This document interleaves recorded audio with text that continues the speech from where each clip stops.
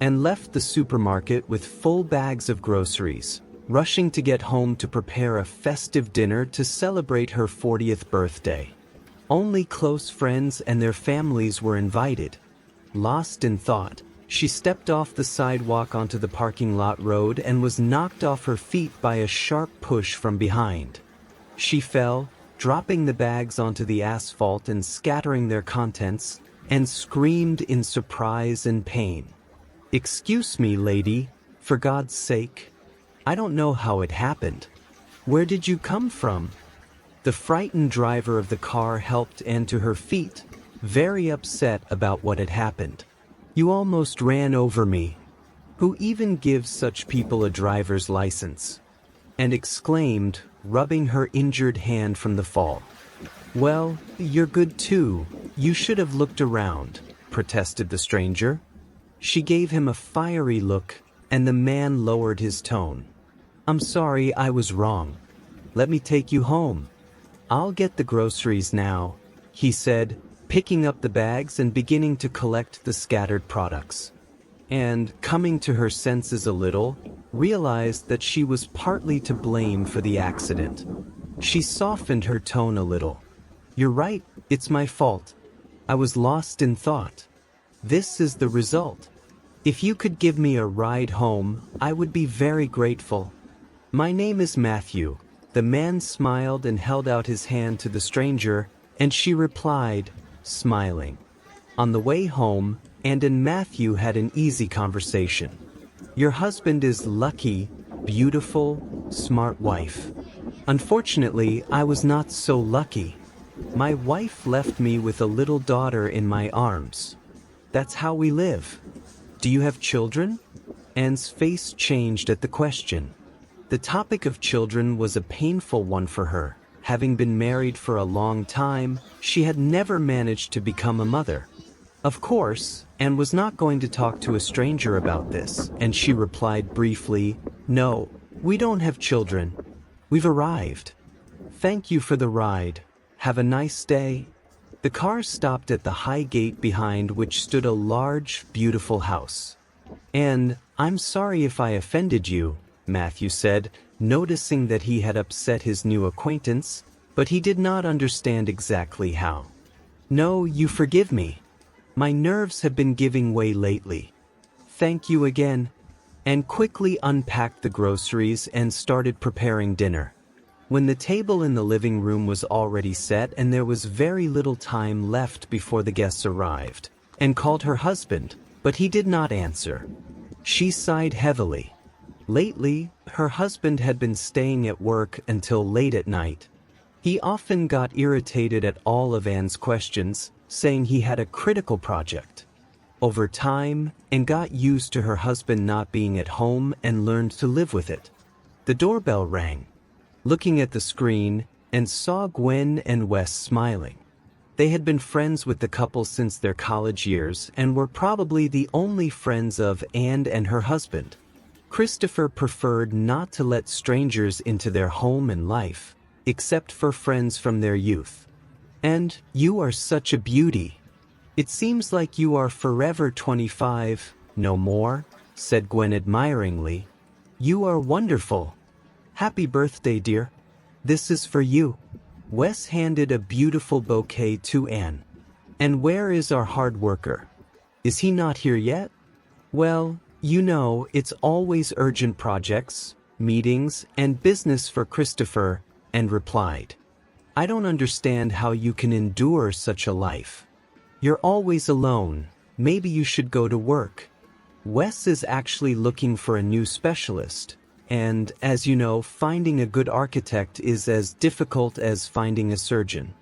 "I remember you were the best in the course," Gwen suggested, sensing the oppressive atmosphere in her friend's home. "I would be happy to, but you know that Christopher is against it," Anne replied. "Forgive me, of course, but I will say what I think about it.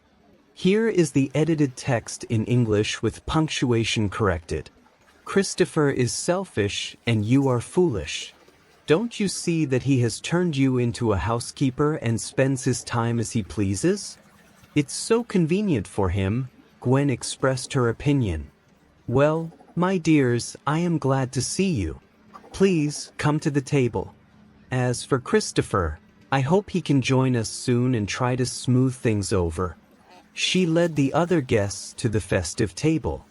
After some time, when everyone had eaten their fill and was reminiscing about curious stories from their student days, Christopher finally returned home. He looked serious and smiled at the guests more out of politeness than joy. Christopher, you could have come earlier. We haven't seen each other for so long, and it's your wife's birthday today. And where are the flowers for the hostess and beloved woman? Gwen couldn't remain silent when she saw Christopher walk into the room empty-handed. I'm glad to see you too, but work doesn't wait. And probably understands me, he replied, making it clear he didn't appreciate such comments. I didn't have time to buy flowers. I was rushing, as you can see. And happy birthday. Thank you, dear, Anne replied, opening the box with a sad smile. Christopher had never bothered about choosing a special gift for her. He always gave her something from the jewelry store, and this year was no exception. The table became a little more cheerful with the arrival of the host, but constant messages on his phone interrupted the conversation. At the end of the evening, after saying goodbye to Anne and Christopher, their friends left the big house, and silence fell once again. Anne began to clean up the table, while Christopher was constantly absorbed in his phone. When she was done, Anne turned to her husband. Christopher, don't you think that even when you're at home, you're far away in your thoughts? Don't nitpick. I'm working, okay? I understand, Anne said quietly and walked to the bedroom, barely holding back tears. She entered the room and allowed herself to cry. Despite being married, Anne felt very lonely and unwanted. Her father had passed away when she was young, and her relationship with her stepfather had never worked out. Thankfully, her friends had always been there for her. Otherwise, she would have been completely alone. Anne recalled her recent conversation with her friends and seriously considered starting a job. It could help her spend her time productively and feel less lonely. The next morning, Anne woke up early and noticed her husband wasn't beside her. She had a bad feeling and sensed something was wrong. Anne peeked into her husband's slightly open study door and saw Christopher sleeping on the couch, covered with his jacket. Her heart raced. Something was definitely happening with her husband and their family as a whole. After taking a shower and getting ready, Anne went downstairs to the living room. Christopher was sitting in a chair, staring thoughtfully at the landscape beyond the window with a cup of coffee in his hands. He didn't notice his wife's presence at first, and when Anne greeted him, Christopher jumped in surprise. You've been acting strange lately. Are you okay? You slept in the office. Are you avoiding me? Are you having problems at work? What's going on? Anne asked all the questions that had been bothering her. We need to talk, Christopher replied calmly. Yes, I wanted to talk to you as well. I know you'll be against it, but I've decided to start working. I've fallen in love with another woman. She's pregnant, and we're expecting a child, Christopher answered in the same detached tone. Anne's vision blurred, and she swayed, barely able to stand. How long has your affair been going on? Was all she could ask. What does it matter? I found out about the pregnancy yesterday. If it's so important to you, Christopher said. Thank you for not ruining my birthday, whispered Anne, and her tears streamed down her face. Listen, let's do without hysterics, Christopher said. Christopher, don't you care about my feelings at all? And what do you care about mine, Anne? I'm 40 years old, and all of my acquaintances already have children. And what do we have? Christopher raised his voice, completely unaffected by his wife's tears. How dare you blame me for not having children? You'd know how much I've been through, how many doctors I've seen. And stop this spectacle. Why all this tragedy? Thousands of people get divorced and move on. Understand, I will soon have a son, and I will finally be happy. Tonight, when I come back, we will discuss the details of the divorce, Christopher said and left, slamming the door behind him, and collapsed on the floor, crying from pain and humiliation.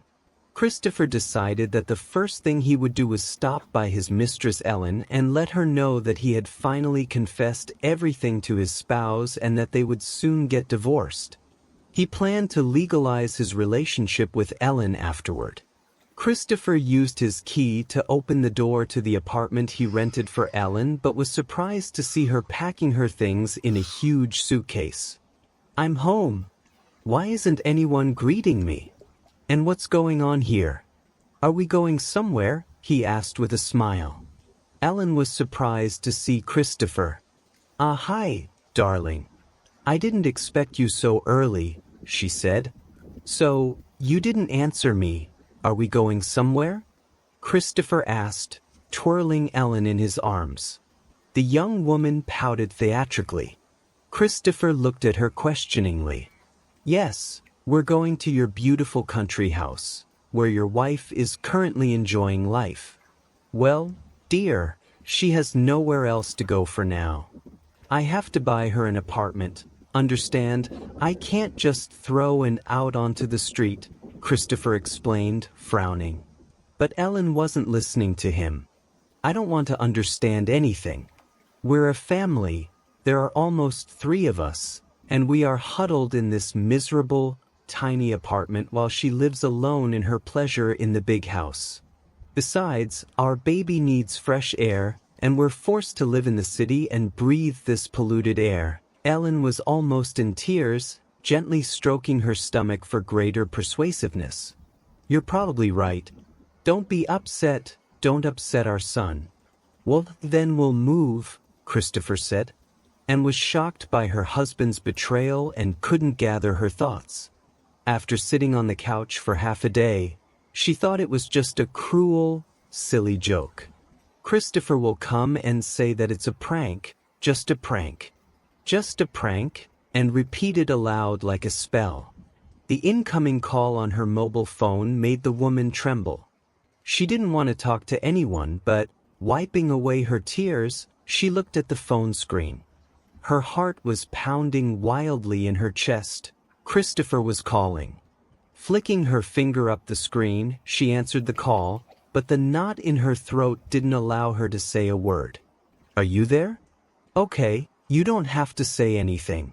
Listen, I found you an apartment. You need to take a look at it," Christopher said and didn't bother to listen to her response, simply hanging up. She believed that such issues should be discussed face to face, not over the phone. Brewing herself a cup of herbal tea, she settled on the cozy terrace of her home. She loved this house very much. They bought it together with her husband when they were very young, invested their souls in it, and gradually built their lives together. And now Christopher, as if nothing had happened, as if all those years together had never happened, says that he found her an apartment. "Scoundrel," and hissed aloud, wiping away her tears. She tried to pull herself together, but the happy moments of their married life that surfaced in her memory wouldn't let her rest. The woman was in a broken state, seriously considering whether she should continue living with emptiness and loneliness ahead. Unnoticed by an evening arrived. She was still lost in thought and didn't even notice when her husband returned home. Christopher found his wife and immediately got down to serious talk. "And what was that? You hung up the phone and didn't answer my calls. We are adults, after all. Let's part peacefully and amicably. I'm not holding you back." "What do you mean? What don't you understand?" "I'm not holding you back. Go to your mistress if you want. I found you an apartment. Then go there. I'm in my own home, and I'm not going to vacate it for your mistress. In the worst case, we will sell it and divide the money. I think that would be fair. And this is actually a house bought under my mother's name, if you remember." Moreover, it cannot be sold as it is under mortgage. Excellent. There, now I understand why you insisted on registering the house in your mother's name. You covered your back very well. Do you remember that I sold my apartment years ago and invested everything I had in this house? I remember everything. That's why I'm telling you that I found you an apartment. You need to see it, and then we can finalize the deal and also the divorce. Well, fine. Live here. But remember, you have to answer for everything in this life. For everything. And you will definitely answer for the pain you caused me. The next day, Anne went to see the apartment her spouse had found for her. Along the way, she remembered how happy she and Christopher had been, how much they had gone through together to achieve what they wanted, what it had cost to arrange their home, and how strongly she had supported her husband, and had sacrificed her own career for her spouse. She had helped him with complex projects. Now, the woman simply couldn't understand how Christopher could easily find a replacement, and understood that the main reason she was at the divorce stage was the lack of children. This topic was very painful. How many times had she run around to the best doctors' offices? How many pills had she taken? How many injections had she endured? But all in vain. Doctors had just shrugged and couldn't explain why, after so many years spent together, she and her husband had no children. Christopher never blamed his wife for this problem directly, but nevertheless, he was sure that the problem was with his spouse, and was very pained to listen to Christopher when he talked about Gwen and Wes, their growing son. Lost in thought, the woman didn't notice that she was standing right in front of the entrance to her new home. The apartment was on the 5th floor and turned out to be quite spacious and bright. Of course, it couldn't compare to a private house, but it was suitable for comfortable living. "Where did I start and where am I now?" muttered Anne. The next day, her suitcases were almost packed. She took only what was hers and sadly looked back at her home. Alas, she had never found true happiness there. "Christopher, what is she doing here?" a woman cried out behind her, and turned around to see a young girl standing in front of her. She was about 20 years younger than Anne, beautiful and confident, and could have easily been Christopher's daughter. Feeling a lump in her throat, and wanted to run away from these people, but she composed herself and calmly replied, "I am still at my own home, darling. And by the way, I am still your lover's lawful wife. As for what you are doing here, that is a good question. No shame, no conscience. Where do you all come from, disgusting people?" And turned to her husband. "I think I said that your mistress shouldn't be here. She is not a mistress, but the mother of my son. And stop the hysterics. It will lead us nowhere good," the man said in a raised voice. "Very modern indeed," the woman laughed. "Christopher, you have never understood people, and you are very wrong. Now look at her. There is a scrolling line on her forehead. I'm looking for a rich daddy." The man frowned but remained silent. Ellen rolled her eyes theatrically and began to lightly touch her still very flat stomach, unable to help but laugh. "Girl, what is your name?" Anne asked. "Dear Christopher, this girl is a natural actress. I am certain that the surprises in your life are just beginning," and heard the sound of an incoming SMS on her phone and breathed a sigh of relief. The taxi had arrived at the gates of the house. Taking 2 large suitcases, she rolled them towards the exit.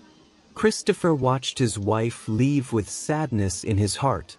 Something was bothering him, something unpleasant in his soul, and at some point he even wanted to stop this madness that was happening in their life.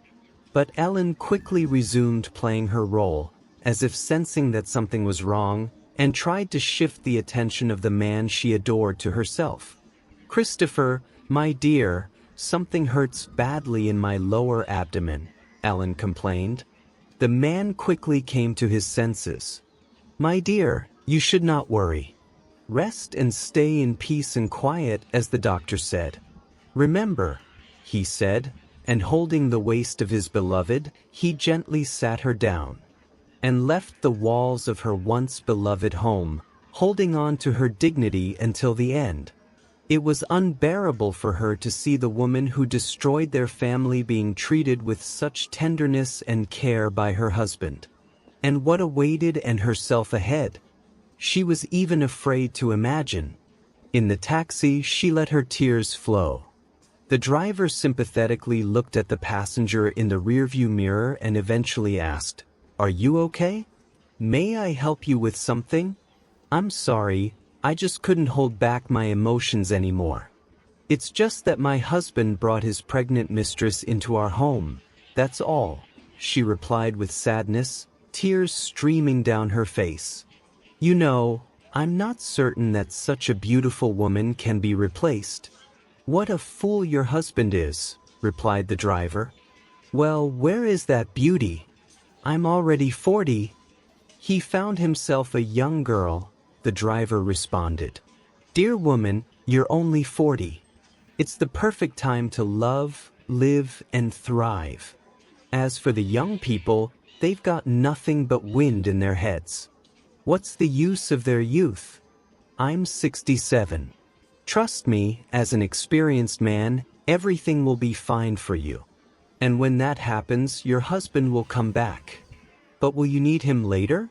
It may seem like the end of the world now, but believe me, you will soon remember this situation with complete indifference. You may even laugh about it later," and was truly grateful to this wonderful stranger for his support and kind words. She listened to him, and in her heart, hope for a happy future began to grow. In her first month in her new place, Anne was arranging her life. The apartment in the new building was spacious and comfortable, but it couldn't compare to the cozy home where she had spent many years. Perhaps the woman would have gone crazy from loneliness and sad memories if it weren't for her childhood friends, Gwen and Wes, who supported her as best they could. Wes took Anne on at his company without hesitation.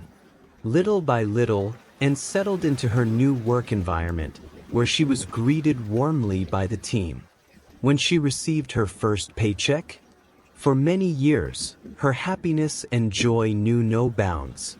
Gwen was a frequent visitor to her friend's home, whereas, on his own initiative, Wes stopped communicating with Christopher. The man only called him once, as soon as he found out what had happened, and, of course, did not support his friend's betrayal. One night, Anne stayed at work late. There was an urgent project that they couldn't seem to finish on time for the client. Wes was already desperate and was sure that his company would fail the project and that the client would go to a competitor. But Anne, remembering everything she had been taught at the university, worked hard for many years and fixed the situation. Leaving the finished project on Wes's desk, she left the office. It was quite damp and cold outside. The piercing wind literally blew through her coat, and she shivered from the cold. "Oh, my bad. I should have caught a taxi in advance," the woman scolded herself aloud. Looking around, she saw the headlights of a parked car on the other side of the street. The road was empty, so, deciding to take a shortcut, she resolutely moved forward to cross the 4 lanes of the roadway. A second later, as soon as Anne stepped onto the road, a car jumped out from around the corner. The headlights blinded her, and she heard the squeal of brakes and stumbled out of fright. "You're crazy and probably tired of living," she heard the voice of a man getting out of the car. "Is you who's crazy? Watch where you're driving," snapped the woman, fully aware that she was in the wrong. "Oh, an old acquaintance. Hello," the mocking male voice reached her ears. Although he seemed familiar, the headlights still blinded her, and she couldn't see the face of the driver who had approached her. "Let me give you a hand. I'll help you up." "Thanks, I've already been helped. My knees and hands are bruised." Tomorrow is an important day for me. I have to present the project to the client, and you've ruined everything for me. What will the client think of me? She said reproachfully. And you should tell this person the truth, that you're a frivolous person who often throws herself under the wheels of a car, replied the driver. You're a bore. You're right, that's the type of person I am. Either way, get in the car. I'll take you home or leave the road. I'm in a hurry. Okay. I don't want to go in this state. Take me home. It's your responsibility because you practically hit me with your car. She quickly got up from the wet asphalt and plopped down in the passenger seat. When the driver turned to her, she said in surprise, You, Matthew, if I remember your name correctly? Yes, that's me. I recognized you right away. You're Anne, the man said, and the two laughed at the coincidence that she practically got hit by the same car as a few months ago. Well, I remember where to take you, the man said with a smile. And smiled sadly in response. A lot has changed in my life. Now I have another address. You know, there are new apartment buildings not far from the South Bridge. Yes, I know.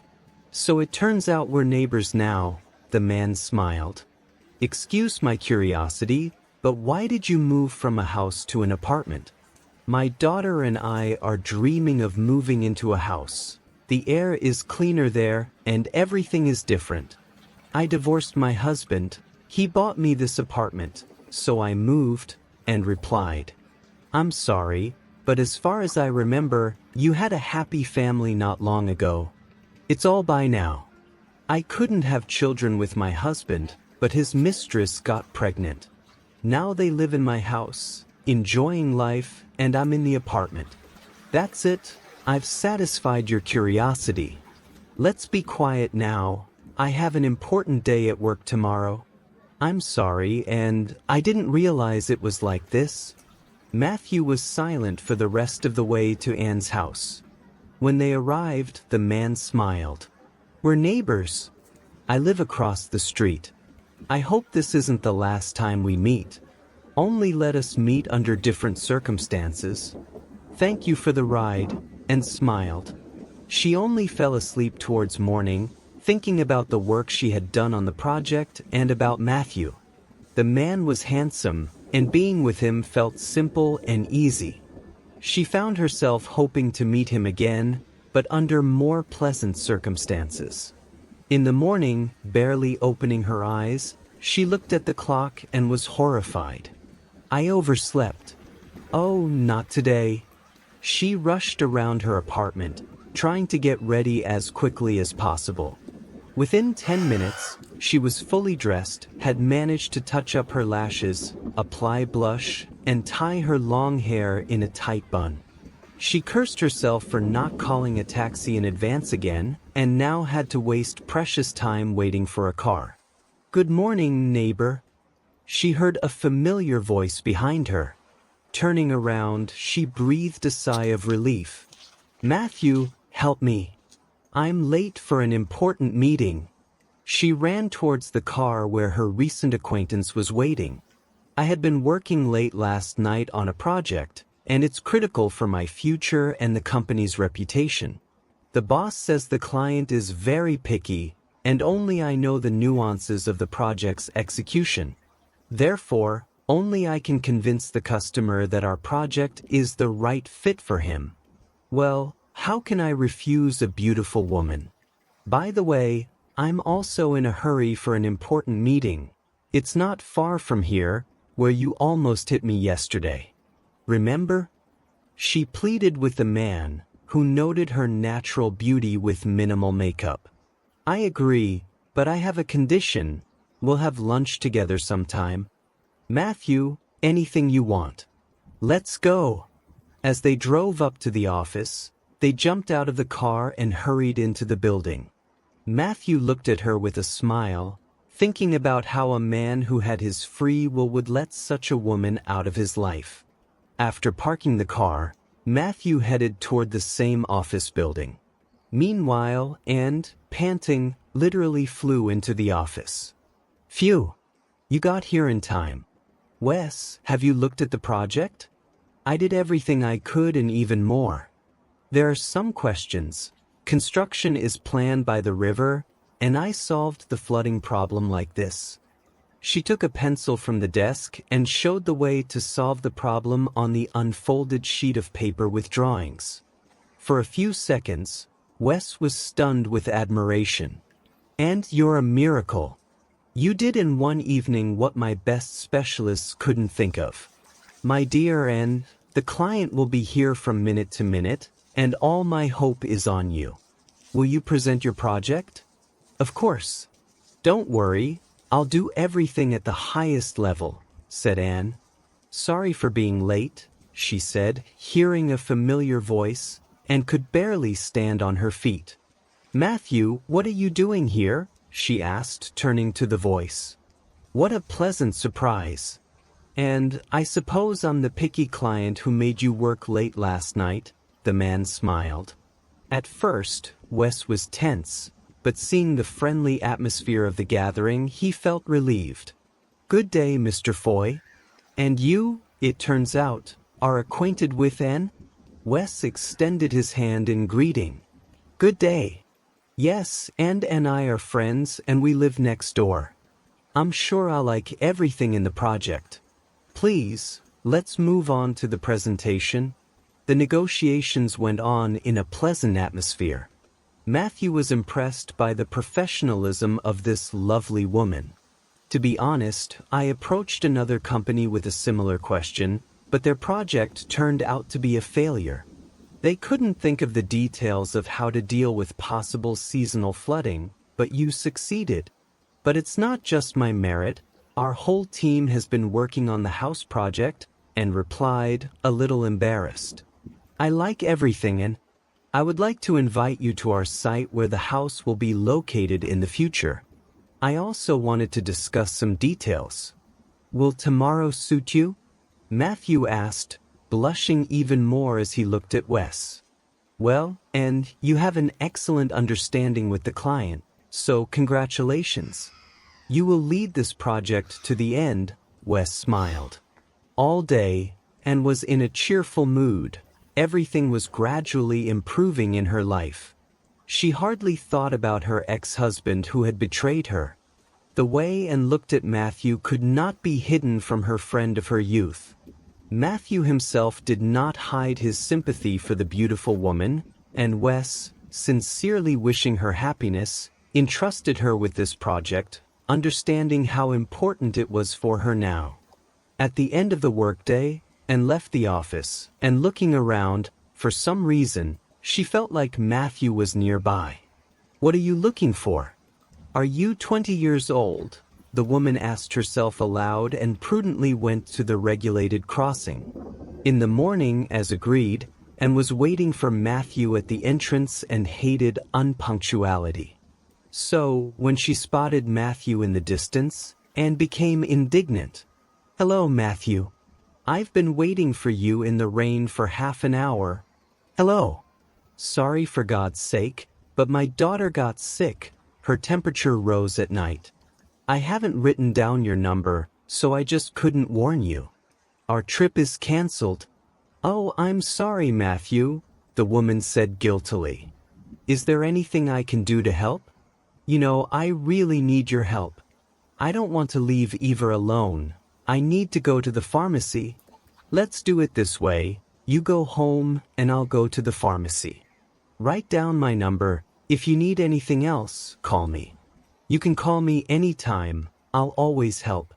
Now tell me your apartment number. I'll quickly buy everything and bring it over. You're really helping me out. 15 minutes later, and returned from the supermarket with a bag containing fruits and medicine bought from the list. Take off your coat and come in, please. Eva fell asleep. I made tea. You're all wet, and I wouldn't want you to get sick because of me, Matthew said tenderly, helping and take off her coat and inviting her to the kitchen. To Anne's surprise, the atmosphere in Matthew's apartment was quite modest. She knew that the amount of money needed for Matthew's project was quite large. However, Based on the situation in the apartment, it could be concluded that he was not a wealthy man. During tea, Matthew and talked a lot, including about his little daughter Eva, who was only 5 years old. The girl was born healthy, but a month later, doctors diagnosed her with a congenital heart defect. When the baby was 1 year old, doctors performed a successful operation, and Eva quickly recovered. A year after the operation, Eva had her first asthma attack. Matthew did everything he could for his daughter, but no one was able to cure her completely. The only thing doctors recommended was to take the child out of the city more often and change the environment. Fresh, clean air would certainly be good for her, and maybe the disease would go away altogether. She will grow up and be completely healthy. That's why I thought building a house now is the way to go. The only problem was that the house would be practically by the river. You're the only one who could solve that problem. Matthew, please excuse my curiosity, but what do you do? Where do you work? It must be difficult to raise a daughter alone. You're a mom and a dad to the little girl. Well, of course, it's very difficult sometimes, especially when my daughter is sick. I'm terribly worried. When Eva is healthy, I take her to daycare and go to work myself. Here's your text with punctuation added for clarity. I'm the mechanic at a technical service station. How do you manage to do everything? I'm used to it. I can't afford not to manage everything myself because there's no one else to take care of Eva. We're trying to do everything together. Now we're eagerly waiting for the construction of our dream home to begin. When we finish, I hope everything will get easier. My childhood friend built a sawmill in the village, not far from my plot. He says he really needs me as a good woodsman. Wow. Do you understand this kind of work? And was surprised. Of course. My father did it all his life. We had a profitable word processing business. By the way, I've been in this area since I was a child, but when my mother died, my father eventually met another woman and sold everything. I didn't even think about doing this business. I just wanted to leave for the city. My father gave me a large sum of money from the sale of the business. I graduated from agricultural college. I know everything about forestry. I became a car mechanic because my profession wasn't in demand in the city, but I made good money, enough for me and Eva. I still plan to leave the city and do what I love. And listen to Matthew with admiration. She had never met such simple and sincere people in her life, except for Gwen and Wes, of course. Matthew shared a lot about his plans for the future, and she liked everything about him. His sense of humor, simplicity, way of communicating, care, and attention. She especially liked his sincere eyes and smile. Matthew and Anne were so engrossed in their conversation that they didn't notice Eva entering the kitchen. "Daddy, who is this lady?" Eva asked. "Eva, darling, how are you feeling?" Matthew smiled, turning to his daughter. "Come here, I'll introduce you to my friend. This is Anne. She lives next door to us and came to help us as soon as she found out that you were sick." "Hello, Anne. I'm Eva. Very pleased to meet you." "Eva, you're a very cute and beautiful girl," Anne said, looking at her new acquaintance with curiosity. "You're also very beautiful. Do you have a daughter?" the little girl asked. "Unfortunately, no. I would really like to have a smart daughter like you," Anne replied sincerely. "Well, if Eva agrees, I suggest we order pizza and watch an interesting movie. We have an unplanned day off tomorrow anyway," Matthew suggested. Eva clapped her hands with joy and hugged everyone. "Hooray! Will and also be with us?" Matthew looked imploringly at the confused woman. "Well, if you accept me into your team, I would be happy to join you," Anne said, stroking the little girl's unruly curls. The girl leaned against her, putting her head on her shoulder, and Anne was touched by the child's sincerity, warmth, and openness. From that day on, a true friendship blossomed between Anne and Matthew. Eva was pleased that and had become a frequent guest in their home. The friendly company spent time together perfectly, playing board games, watching educational films about animals, and often going to amusement parks and zoos. After spending months together, Anne could no longer imagine her life without Matthew and Eva, just as Matthew and his daughter couldn't imagine their lives without Anne. The house construction was progressing rapidly. Wes entrusted Anne with another complex project, which she handled brilliantly. The employees now consulted Anne on difficult matters, and she never refused to help them. One day, when Wes came to the office, he was acting differently than usual. Anne noticed this and decided to find out from her friend what was troubling him. "May I come in?" She knocked on the boss's office door with a cup in her hand. "Hello, Anne. Come in, of course." "You're always welcome," Wes smiled. "Did something happen? You seem upset." "Yes, and you're right. Something happened. Remember Christopher gave me some money? Well, he's having some problems with his business and other things. Ellen seems to have given birth to a son, and he demanded the money back sooner than expected. And that's not all, Anne. He asked me to tell you that the apartment you live in 2 words, he has his own family and he won't pay the loan for it anymore." "Yeah, that's to be expected.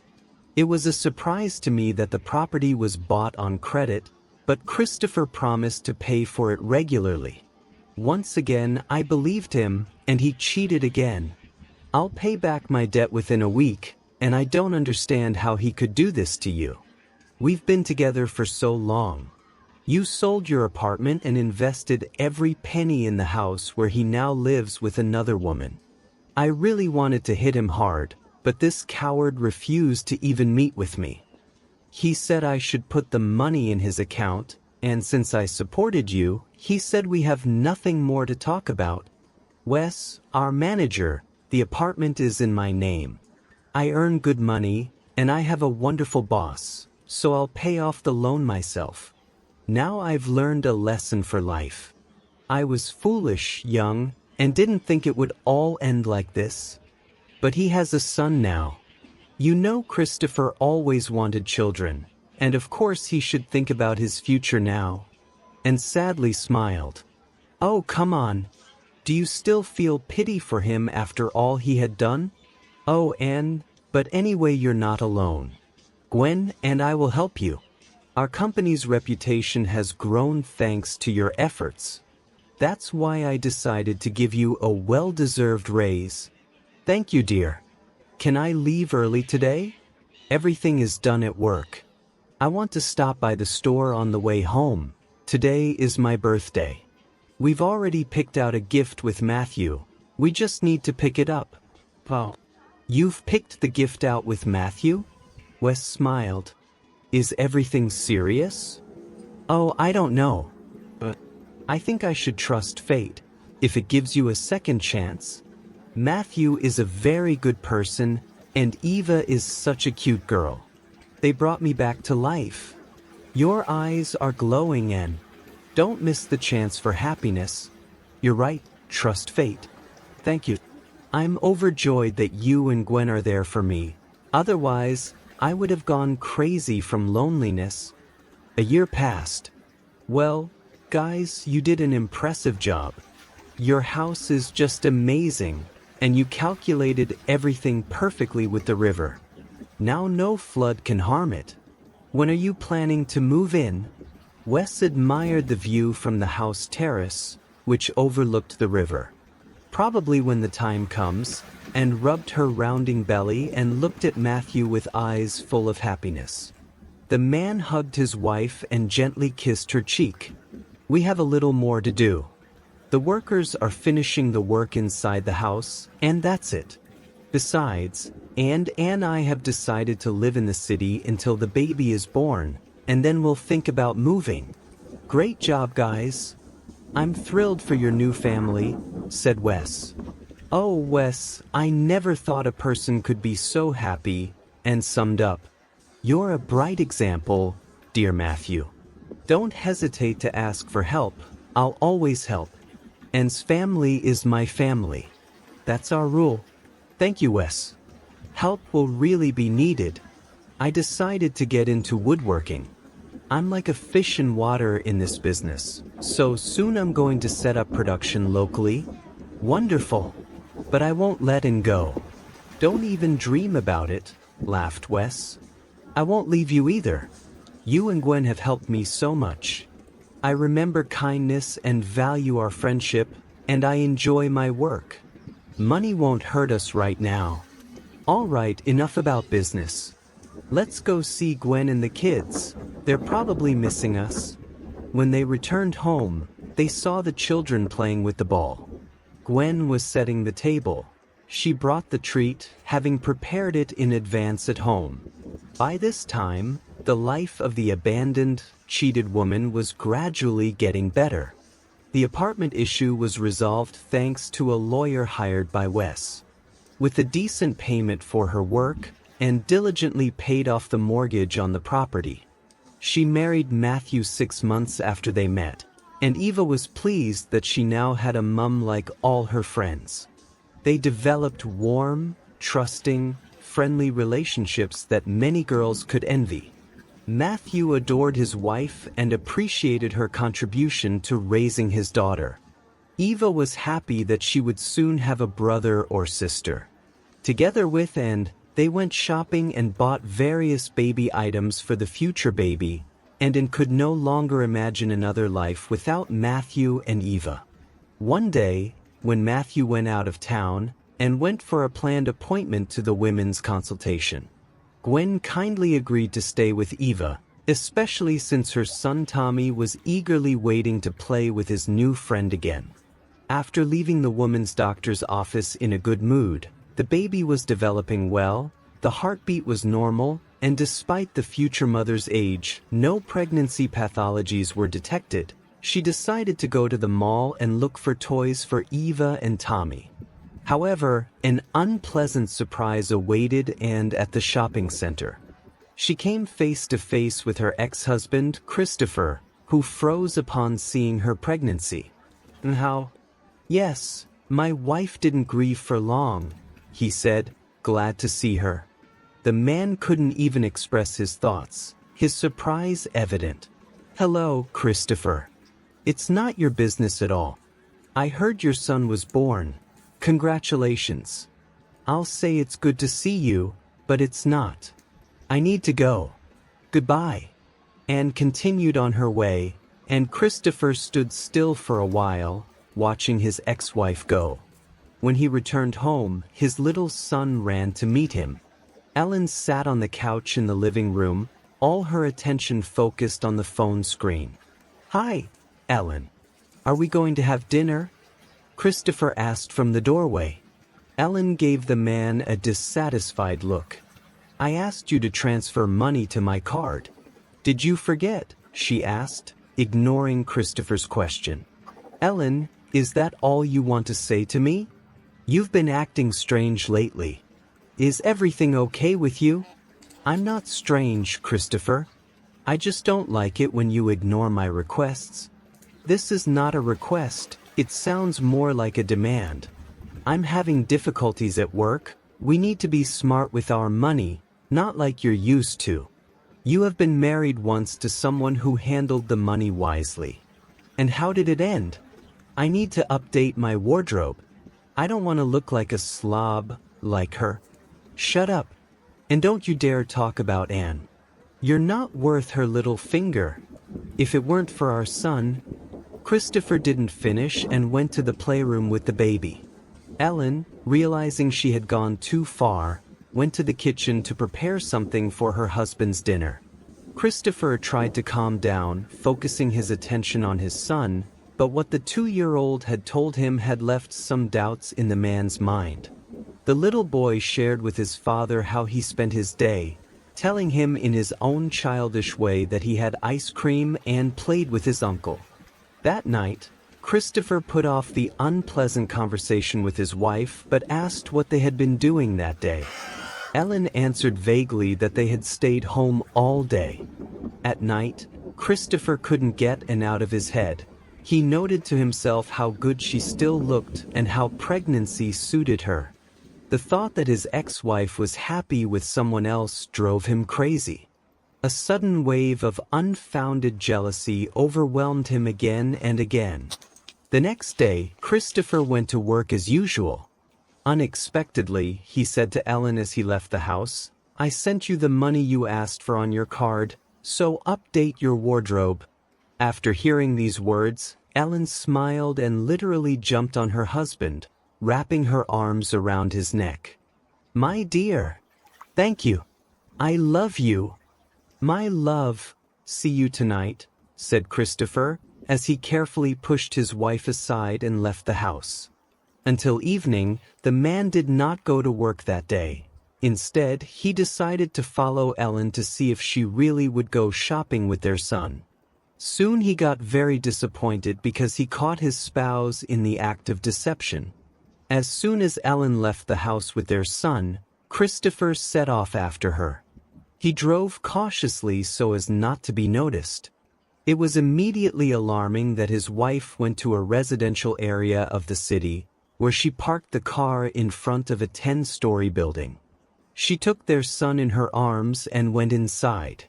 Christopher patiently waited for her to come back out, which didn't happen until closer to the evening.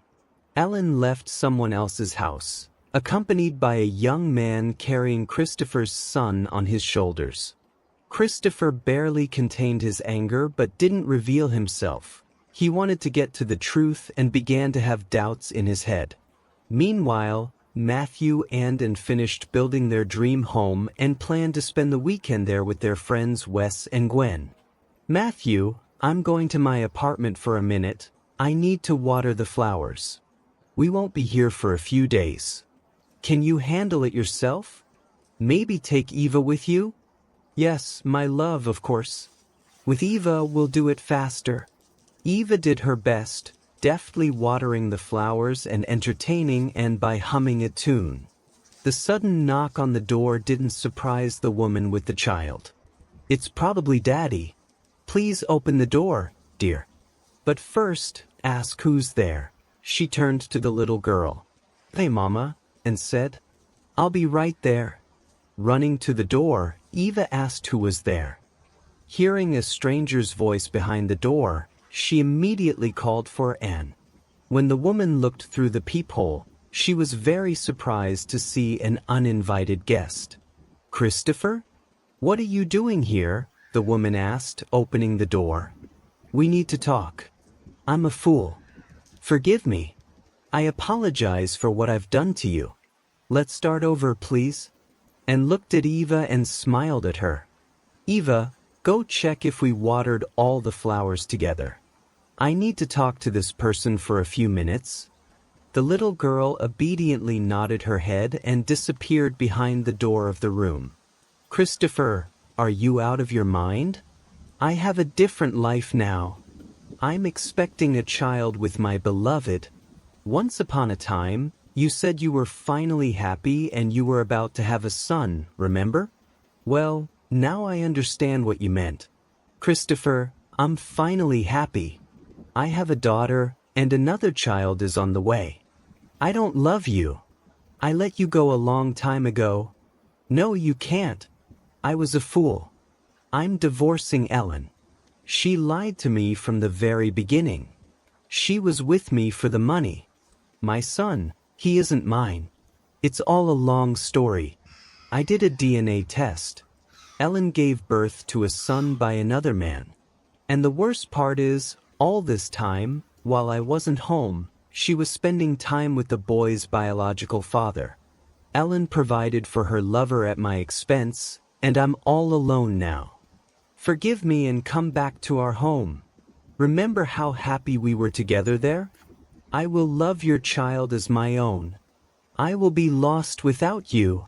Christopher looked hopefully at his ex-wife. "Now you understand how I felt when you betrayed me.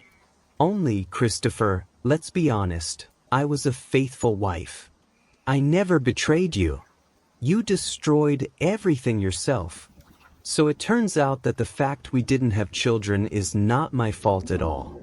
Christopher, you got what you deserved, but it came back to you like a boomerang.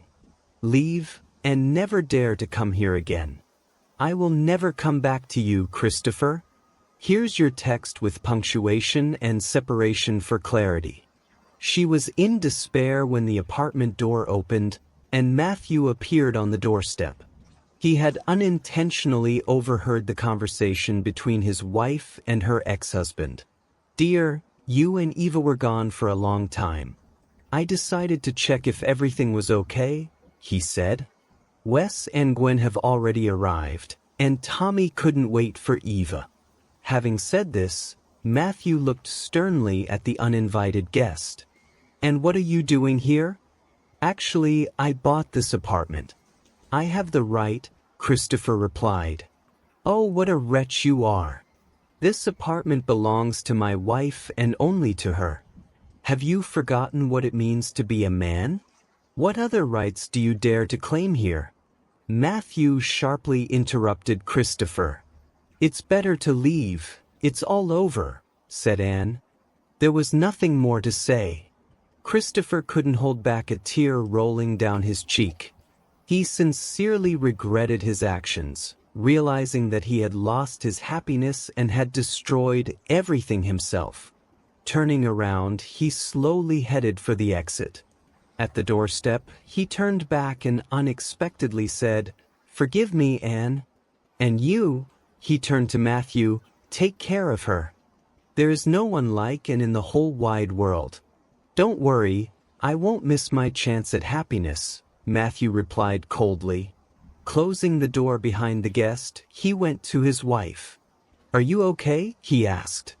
"Yes, everything is fine," Anne answered, closing her eyes with pleasure in the arms of her beloved.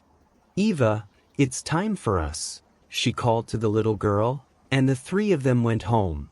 When the happy family cheerfully left the entrance of the building, they had no idea that a lonely man in a car opposite was watching them, gripping the steering wheel tightly. It was Christopher. He just sat and watched Anne and her family disappear, knowing that he would never have her again. 3 years passed, and a company of happy people came to spend time in pleasant company on the bank of the river in a cozy paradise corner.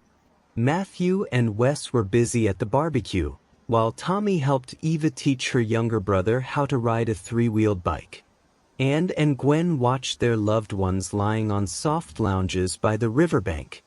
"I look at my family and can't believe how happy I am," Gwen said. "It's scary to even imagine how I would live without them. Oh, I don't think it could have been any other way. You deserve your happiness. Don't be offended, but I even envy you, in a good way. Every day spent together is like a honeymoon.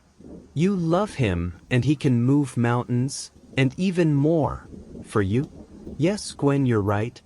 It's like wings sprouting from your back. Matthew is a great man. He has his production set up, and work is booming. By the way, I'm almost finished with the project of your dream house, so we'll live nearby and see each other more frequently," said Anne joyfully. "Girls, the meat is ready. Let's eat while it's hot," Matthew called, watching the approaching beloved women and unable to hide his excitement. "Matthew, we're lucky to have them." Matthew turned around and smiled, seeing beautiful and cheerful women in front of him. He thanked fate for everything that happened in his life, for both the bad and the good. Now he knew what real family joy and love were. The life of a deceived woman, abandoned in a moment, changed fundamentally precisely when she least expected it. Nothing happens for no reason. Every meeting is for something. It's important to correctly recognize the signs of fate so as not to miss happiness passing you by. Every day, looking at how her beloved husband Matthew plays with the children and how happily they laugh, she thanked God for the chance of a happy and carefree future. She loved and she was loved. She now knew for sure that life could be started even at 40.